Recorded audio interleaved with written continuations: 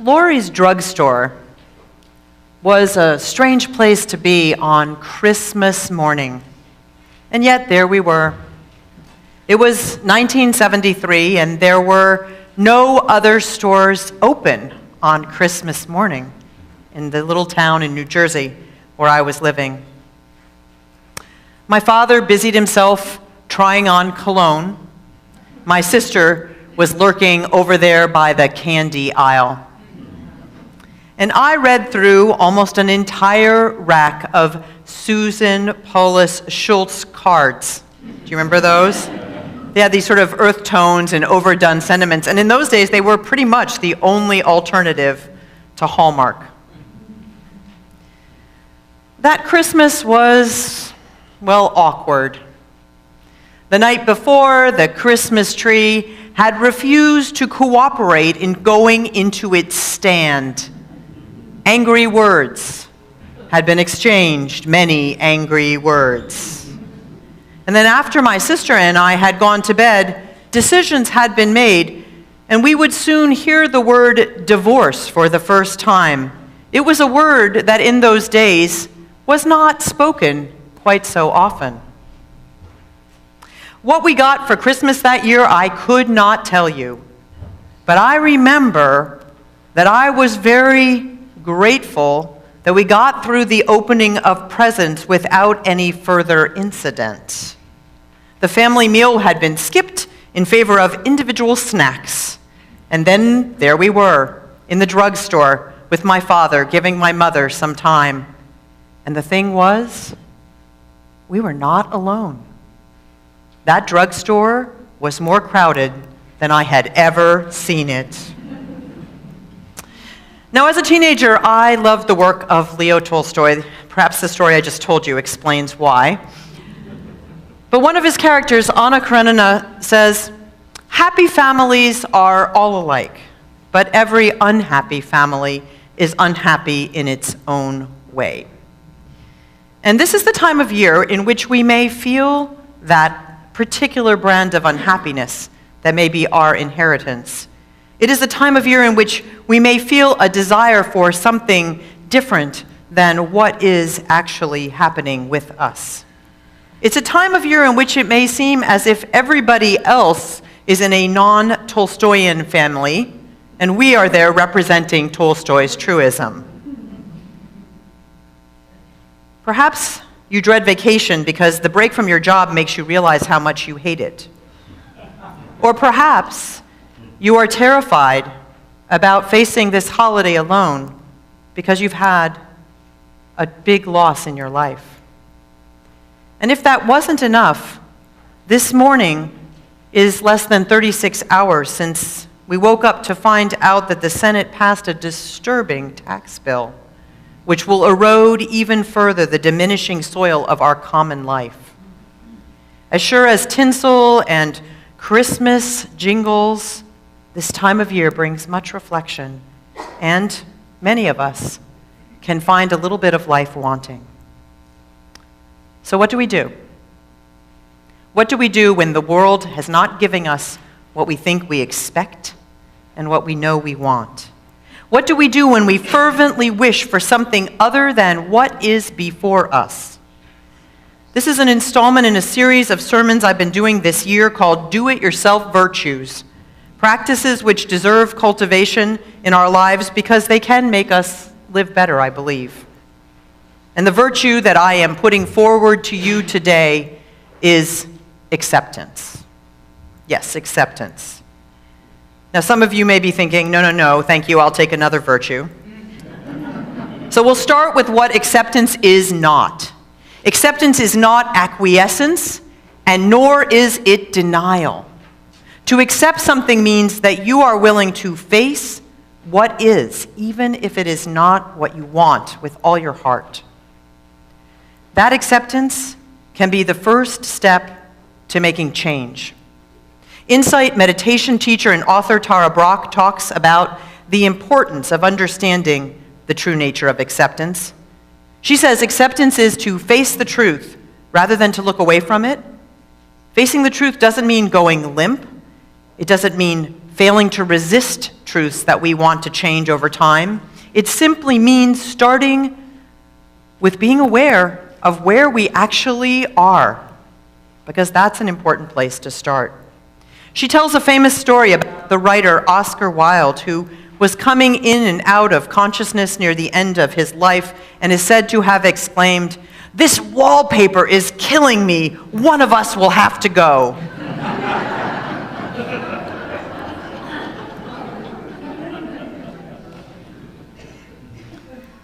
Acceptance may not feel like a gift or like anything we want at all, but it's a precursor to many things that are very important.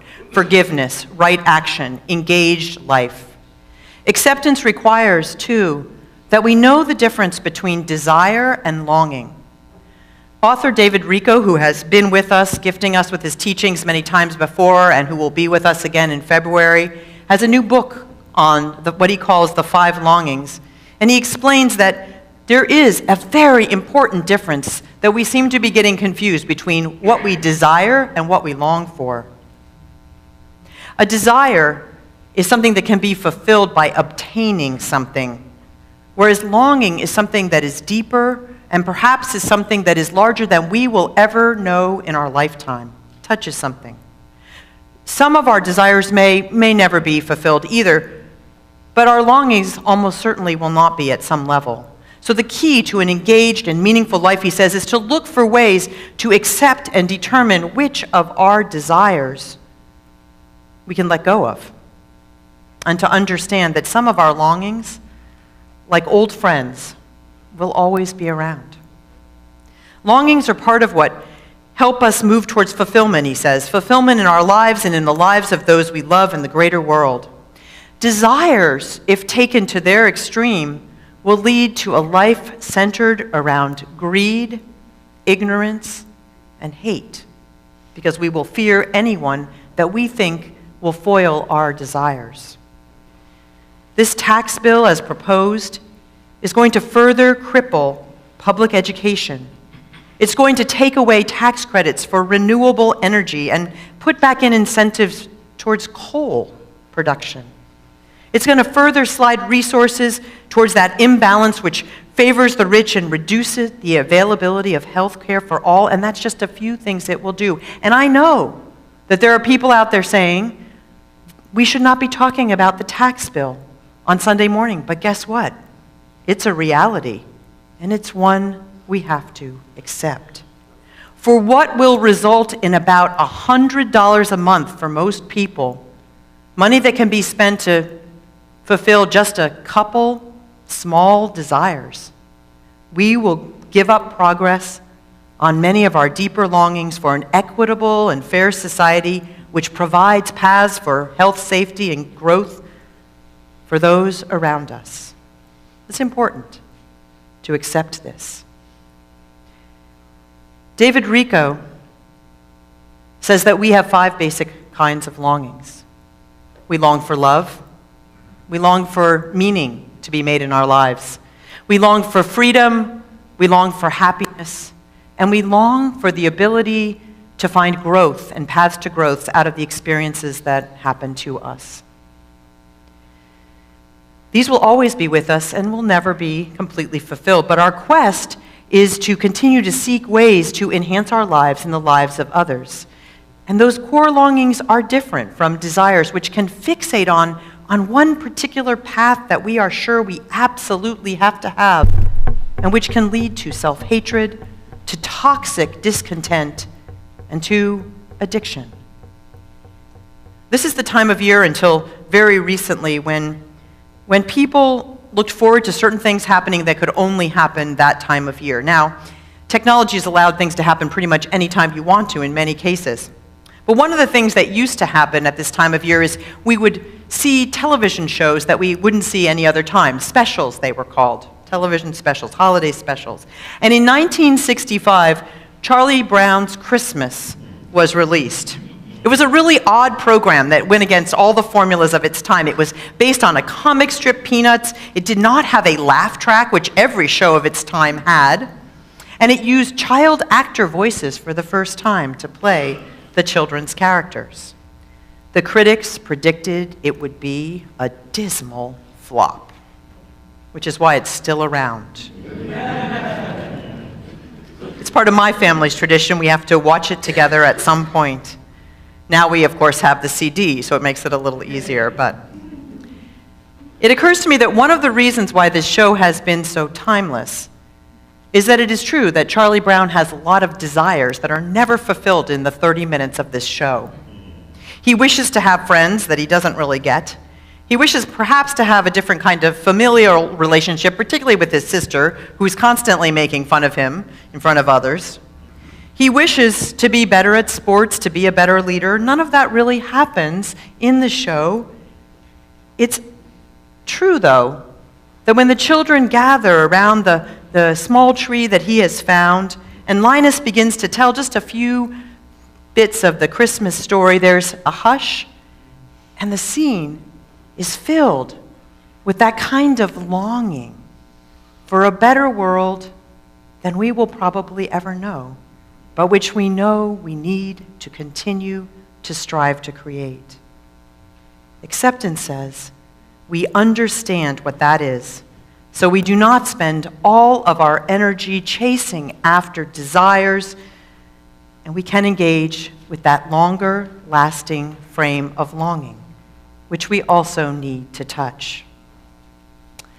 Acceptance is the first step towards right action, because if we accept that we will have things that won't go our way, then we can put aside some of our more immediate and self-focused desires. To accept that this tax bill has come this far and will now pass in some form helps us understand that our nation is not just taking a side trip down some small dead-end street. We are on a whole new journey, and we need to be like the travelers of our opening song, dedicated, faithful journeyers who keep the message alive that there can be a better way. And the sooner we accept that, the better we will be prepared to be part of that journey. Our commitment to a public good has been rapidly disappearing, replaced by a consumer-based society which says that we should allow those with resources to keep them for themselves at the cost of those with less among us. If we do not face this, then we cannot figure out how we can be the actors who help bring about the change. I don't think in 2017 any of us need to be told that we live in a very imperfect world. It's a particularly frustrating time, the kind of time when it seems like the Christmas trees just aren't going into their stand the way they should. People in our own kinship circles, people that should be our leaders for the common good, people we simply brush up with in daily life, fellow drivers, other people in the grocery store lines, other parents at our children's schools, all of them can just seem a little bit inadequate to us at times. The Me Too movement, too, has given public voice to those, mostly, though not exclusively female-identified, who have brought their truths out into the open, are asking that they be heard and accepted and not discounted. And it's interesting to me that in her talk about acceptance, Tara Brach talked about the fact that as she's worked with those who have been in abusive situations, the first step is actually acceptance, because what allows them to remain in those kinds of situations is the denial that it's happening. And without that acceptance, they cannot change. In the midst of all of this, we embrace the complications of the roads from which we've come, the complications of family in this time. There are those among us who accept that the family that they were given by genetics is not a healthy place for them to be in. And so they have the option of making new chosen families, and some of them will also tell you that doesn't mean because they're chosen that they're perfect either. Those who accept are less reactive, more considered. Being aware allows people to have alternatives and not simply to need, in this season when we should be engaged, to numb ourselves or to check out. Equanimity means that we can reassure ourselves that we can handle what we need to handle without overwhelming distress. David Rico says this: all of us have to look to others for the fulfillment of our longings. All of us have sometimes been successful, sometimes not, and yet even in our deepest disappointments, we find we can awaken to the truth about ourselves and about others. We can then seek fulfillment and understand our expectations about the life we are actually living, not the one that we had hoped to be living. To make that adjustment is to say yes to reality, a gargantuan task for most of us. Our longings are not just like heavy chunks of ice in our heart. They are flowing waters, he says, flowing waters in our souls. They keep finding openings beneath the visible surfaces. So this is why I commend to you the practice of acceptance. Acceptance makes us start with ourselves, being willing to genuinely accept who we are with all our faults and foibles, that we are not perfect, but that we are good enough. Acceptance is also the foundation of forgiveness, forgiveness of ourselves and forgiveness of others around us who have done us real harm. We wish to be kinder. We wish to treat others around us with more dignity. We wish for a world in which our involvement is important, in which we are willing to take risks for others who are endangered by the growing ranks of hate around us. We wish that we have the fortitude and the courage to see the world as it is. Acceptance, David Rico says, is the link between our longings and our feelings that we are good enough. We can trust that our longing for love reflects the fact that we are loved. Our longing for meaning reflects that our life really is meaningful. Our longing for freedom happens because we are indeed free already within our own hearts, and our longing for happiness reflects the gift of joy that is so accessible when we live at the heart level. Our longing for growth is fulfilled in every moment, since we are individual instances of the cosmos evolving into a brilliance that knows no cessation. That is all deeply beautiful and very inspiring. But I do need to tell you that you would think that someone who is up here preaching about our need to accept and to be calm would have all kinds of solutions, such as prescribing meditation for this holiday season and opportunities to reflect and affirm ourselves, which I totally am suggesting. In fact, I hope that I will see some of you at our Breath and Spirit retreat next Saturday morning, when we'll gather in times to restore one another's spirits together and help us be our own home for these holidays. But still, last night, I need to tell you that I had to go to the drugstore because we had a wonderful Serve You event, which I helped to host, and in the last moment, I sprained my thumb, and it was hurting a lot. I had to go and get some kinesiology tape so that I could hold it together so it wouldn't bother me. And I walked into that drugstore, and I saw before me an entire display of Charlie Brown's Christmas merchandise. Had very mixed feelings about this. At first I thought, oh my gosh, we're going to merchandise everything. And then I thought this: I'm actually happy that somehow we still think it's valuable to put together some reminders of those deeper longings that we have. And I have to tell you, they had these little Charlie Brown lights, which I thought to myself, you so don't need these. And when at the end of the season I have to cram everything into those 3 Christmas Tupperwares, I'm going to really remember that I didn't need these. They did come home with me. And here's what I thought. I might still take them back. I haven't decided.